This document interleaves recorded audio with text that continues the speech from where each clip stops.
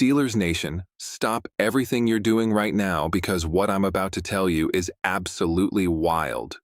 We're talking about one of the most jaw-dropping quarterback situations to hit Pittsburgh in years, and it involves a Steelers legend making a recruiting pitch that has the entire NFL world talking. I'm not exaggerating when I say this could change everything about how we think about the quarterback position moving forward.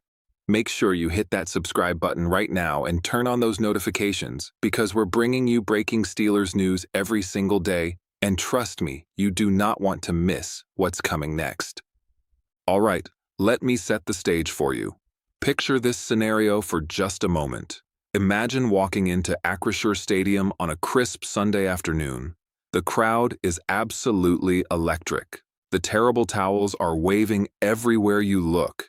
And then, out of that tunnel, comes arguably the most talented quarterback in the entire National Football League, wearing black and gold. Yeah, I know exactly what you're thinking right now. That sounds completely insane. That sounds like something out of a fever dream. But here's where this gets absolutely crazy. When a Steelers legend, a guy who bled black and gold for over a decade, starts publicly recruiting this elite quarterback, you have to start paying attention. You have to start wondering if maybe, just maybe, there's something real happening here. Before we dive deep into all the details, I need your help. We just launched this channel and we're on a mission to hit 3,000 subscribers. That's our first major goal. And Steelers Nation, I know we can absolutely crush that number together because our fan base is the most loyal, the most passionate, and the most dedicated in all of football. So do me a favor right now, smash that like button, subscribe if you haven't already, and let's build this community together. Now let's get into what just went down and why it has everyone talking. James Harrison, and yes, we're talking about that. James Harrison, the defensive legend, the two-time Super Bowl champion, the guy who made one of the greatest plays in Super Bowl history, just did something that has sent shockwaves through the entire Steelers community. On the latest episode of the Debo and Joe podcast, Harrison decided to make a direct recruiting pitch to none other than Joe Burrow. And listen, this wasn't some casual comment. This wasn't Harrison joking around or trying to stir up drama for clicks. This was deliberate. This was intentional. This was a football legend looking directly into the camera and making a legitimate case. Harrison held up his Super Bowl rings, those symbols of championship glory that every player dreams about, and he delivered a message straight to Joe Burrow. He said something along the lines of how the Steelers are missing a critical piece, that one final component that takes a good team and transforms them into a championship contender. And then he suggested that Burrow could be exactly that missing piece. But it went even deeper than that initial recruiting pitch. Harrison started talking about protection, about looking out for your future, about understanding what it's like to play in Cincinnati because Harrison himself spent time with the Bengals organization. He knows that locker room. He knows that front office. He understands the culture there. And Steelers Nation, this is where it gets really interesting. This wasn't trash talk. This wasn't Harrison trying to poke at a division rival just to get under their skin. This was genuine concern from one football player to another. This was a veteran who's been through the absolute wars of the NFL, saying to a younger player, I see what you're dealing with, I understand your situation, and I'm worried about your long-term health and career. That's powerful stuff. That resonates on a completely different level. Let's talk about why this message hits so hard with Steelers fans and why it's creating so much conversation. Joe Burrow has been absolutely carrying the Cincinnati Bengals on his back for years now. Think about everything this guy has dealt with. He came into the league, showed immediate superstar potential, and then suffered a devastating knee injury that would have ended some careers. But Burrow came back stronger. He led Cincinnati to a Super Bowl appearance. He's put up absolutely elite numbers year after year. We're talking about a quarterback with over 19,000 passing yards already in his career. We're talking about 136 touchdown passes. We're talking about someone who consistently performs at the highest level in the biggest games. His playoff performances have been nothing short of spectacular. But here's the problem, and this is what Harrison is really getting at. What has it cost him? Burrow has dealt with multiple knee injuries that have sidelined him for significant stretches. He's had wrist problems that required surgery. He's been constantly under pressure behind an offensive line that, let's be honest, hasn't given him the protection that a franchise quarterback desperately needs. He's dealt with front office decisions that have left fans scratching their heads. And through all of it, Burrow has remained professional, remained focused, and kept producing at an elite level. Steelers Nation, we know exactly what happens when a great quarterback doesn't get the protection he needs. We lived through this in real time during the final years of Ben Roethlisberger's career. We watched Big Ben take hit after hit, year after year, because the offensive line couldn't hold up. We saw his mobility decrease. We saw the injuries pile up. We saw a Hall of Fame career wind down in a way that was difficult to watch because everyone knew he wasn't getting the support he needed. So when James Harrison says he can hear it in Burrow's voice, when he says he recognizes the signs, that carries real weight. That's not speculation. That's experience talking. Now here's where we need to inject some reality into this conversation, because as amazing as this sounds, as much as every Steelers fan would absolutely love to see Joe Burrow in black and gold, we have to talk about the actual feasibility of this happening. Should the Steelers make a phone call to Cincinnati if Burrow were ever available? Absolutely, 100%, without any hesitation. Any team in this league that doesn't have a locked-in franchise quarterback for the next decade should be making that call. You don't pass up an opportunity to potentially land a talent like Joe Burrow. But here's the cold, hard truth that we need to face. A source within the Bengals organization has already shut this down completely. They came out and said unequivocally that Cincinnati has no intention whatsoever of trading Joe Burrow. None. Zero. And then they went even further. They specifically said that if that day ever came, if circumstances ever changed to the point where they were considering moving on from Burrow, he would not be going to the Pittsburgh Steelers. Let that sink in for a moment. They're not just saying no to trading him. They're saying they would specifically avoid trading him to Pittsburgh under any circumstances. That tells you everything you need to know about the state of this rivalry. This isn't just business. This isn't just about football strategy or draft capital or contract negotiations. This is deeply personal. This is division rivalry at its absolute peak. The Bengals would genuinely rather send Joe Burrow to a team on the other side of the country, maybe even to a terrible situation, than see him wearing black and gold and facing them twice a year in the AFC North. They would rather trade him to the moon, as the saying goes, than watch him throw touchdown passes at Acrisure Stadium as a member of the Pittsburgh Steelers. It's that serious. So if the Joe Burrow dream is basically dead in the water, what's the real plan for Pittsburgh moving forward? This brings us to the actual quarterback situation that the Steelers are dealing with right now. As it stands today, Pittsburgh genuinely doesn't know who their starting quarterback will be in 2026. That's just the reality. They have options, they have possibilities, but nothing is set in stone. One of those primary options is bringing back Aaron Rodgers for a second season. And here's the thing, Rodgers himself hasn't closed the door on that possibility. In fact, when asked about it, he basically indicated that a second year could be significantly better than the first. Rodgers talked about the growing pains that come with year one in a new system. He mentioned the importance of familiarity with the offense, understanding the nuances of the playbook, building chemistry with receivers, and getting comfortable with the coaching staff's philosophy. And he said something really interesting about transitioning from being a game manager in year one to becoming a true game impactor in year two. If you look at Rodgers' history, there's actually evidence to support this.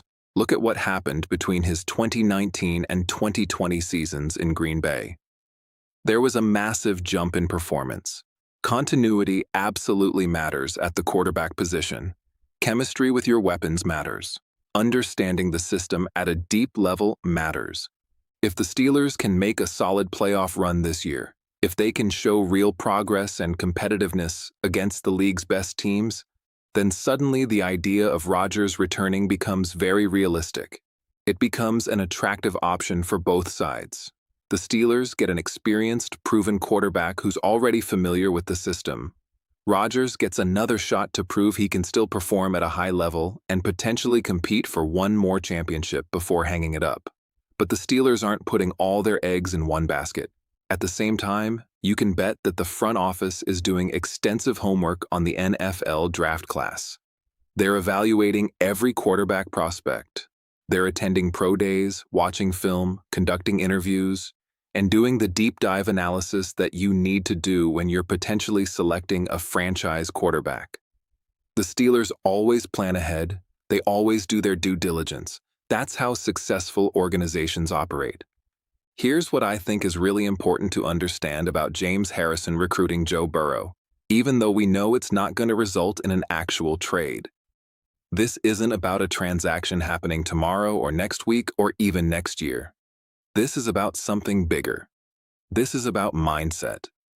This is about Steelers legends reminding the entire league that Pittsburgh is still a premier destination for elite talent. Pittsburgh still demands greatness.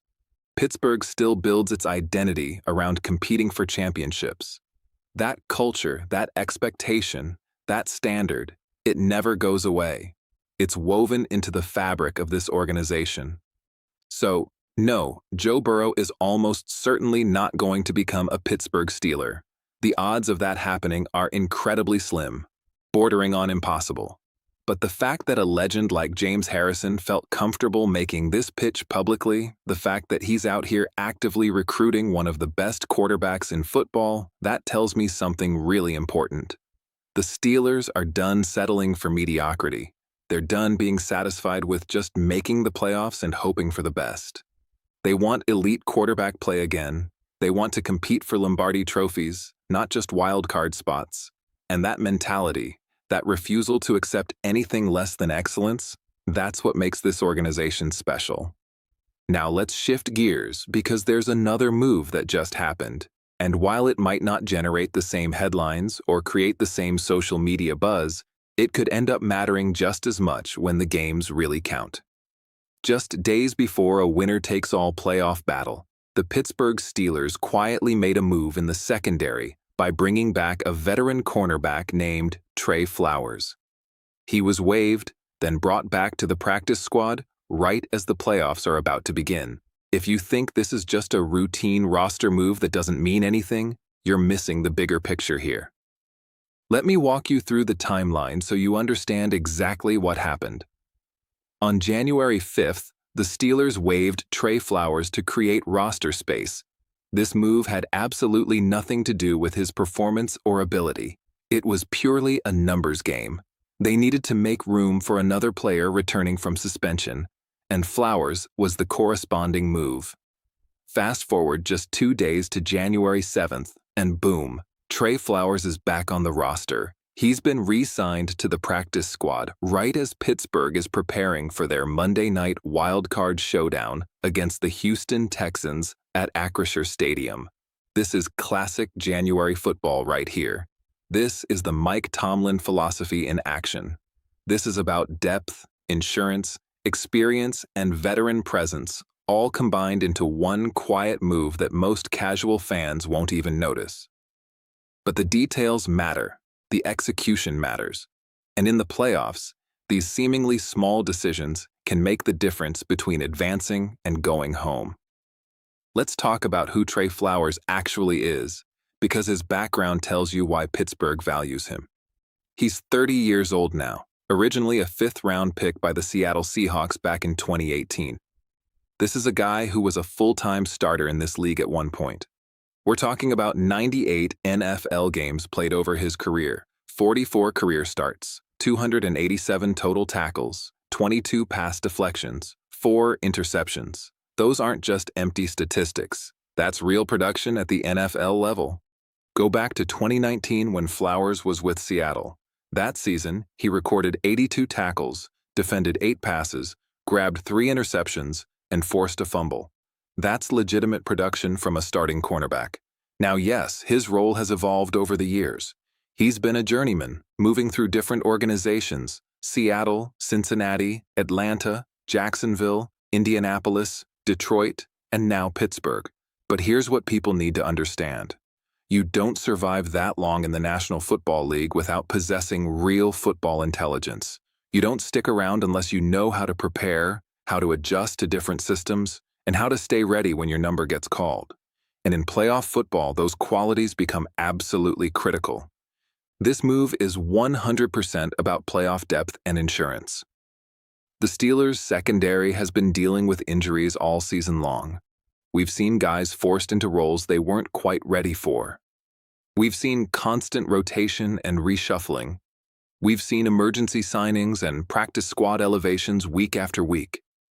The good news is that guys like James Pierre are back healthy now. Brandon Eccles is back. The secondary is in better shape than it's been in weeks.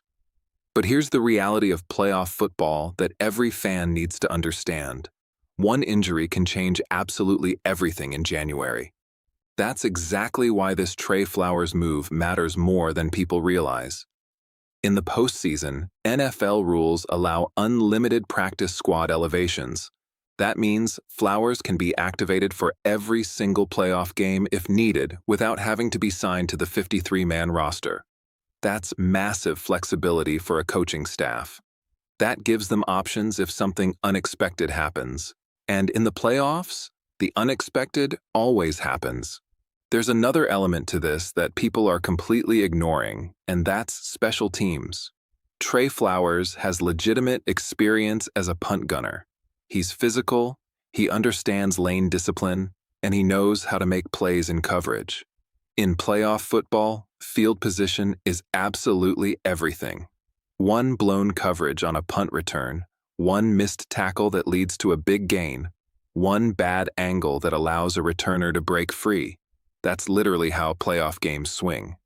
Right now, the Steelers have their guys handling those roles.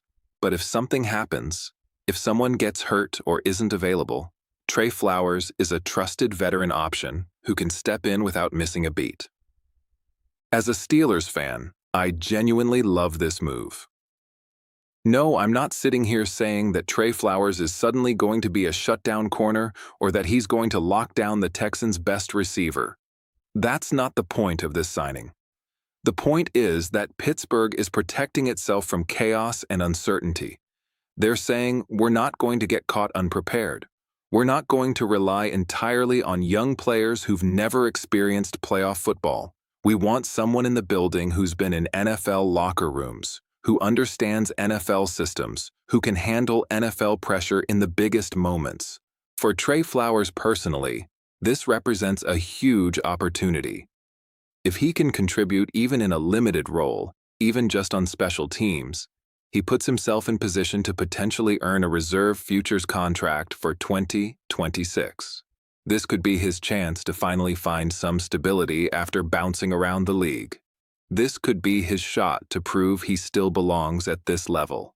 And Pittsburgh gets a motivated veteran who understands that every single rep might end up mattering. Everything now shifts to Monday night. Wild card round, prime time, Acrisure Stadium, Steelers versus Texans. The roster is set. The practice squad is maxed out. The margin for error has completely disappeared. Will Trey Flowers actually see the field? Maybe, maybe not. But if this season has taught us anything, it's that you should never be surprised when a veteran's name gets called in the biggest moments. Steelers Nation, I want to hear from you down in the comments. What do you think about James Harrison recruiting Joe Burrow? Would you want to see Burrow in black and gold if it were possible? Should Pittsburgh run it back with Aaron Rodgers for another year? Or should they use the draft to find their quarterback of the future? And what about bringing back Trey Flowers? Do you like having that veteran depth in the secondary, or would you rather see the team lean on younger players?